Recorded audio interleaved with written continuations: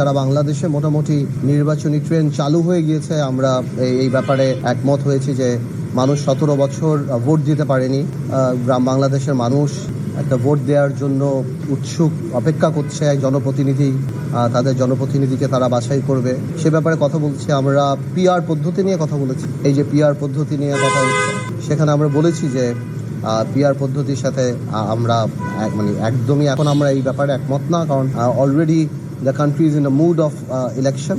আমরা এই মুহূর্তে এই জিনিসটাকে আমরা করতে চাই না, বিকজ এটাতে পিআর পদ্ধতি ব্যাপারটা এখন অনেক কনফিউজ করবে এবং এটা প্র্যাকটিক্যাল না। এখন এই মুহূর্তে এই জিনিসটাকে ইন্ট্রোডিউস করাটা প্র্যাকটিক্যাল না। আমরা জুলাই সনদ নিয়েও কথা বলেছি। আমরা বলেছি যে এই সনদের ড্রাফট কপি আমি শিওর সবার কাছে যাবে। সবাই একমত হলে এইটা জুলাই সনদ হিসাবে আখ্যায়িত করা যায়। কোনো দল যদি নিজে দিতে চায় তাহলে সেটাকে ওই দলের সনদ বলা হবে, বাট আমি মনে করি না জুলাই সনদ দেয়া কোনো রাজনৈতিক দলের ওই এখতিয়ার আছে একা একা একটা সনদ দিয়ে দেওয়াতে এটা জুলাই সনদ বলে আখ্যায়িত হবে, আমি মনে করি না। এবং বিএনপিও আমাদের সাথে এই ব্যাপারে একমত।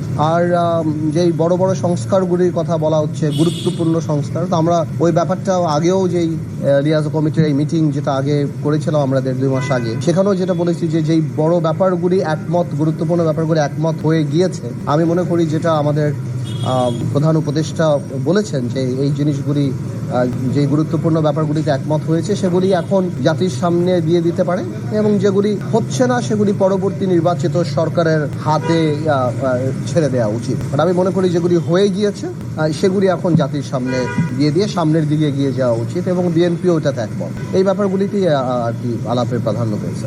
একই জিনিস না, এটা প্র্যাকটিক্যাল না। সবচেয়ে বড় কথা, এই মুহূর্তে এই জিনিসটা প্র্যাকটিক্যাল না। আমাদের বাংলাদেশের কনস্টিটিউশন, আরপিও এবং ভোটাররা এটা তো এরকম বাংলাদেশে এই সিস্টেমটা কখনো হয় নাই।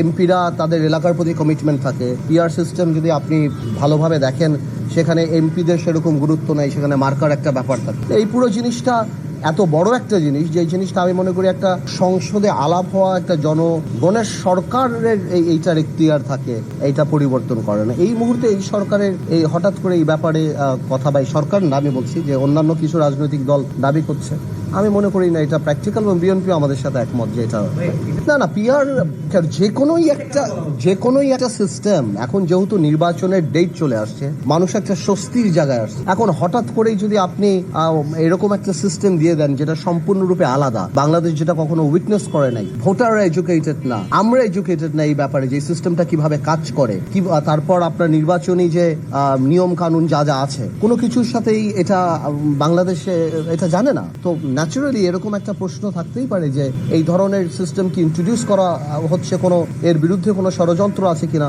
নির্বাচন কি পিছিয়ে যেতে পারে কিনা, বা পিছানোর কোনো পায়তারা আছে কিনা। এটা তো খুব স্বাভাবিকভাবেই এই জিনিসটা সবার মাথায় আসতে পারে।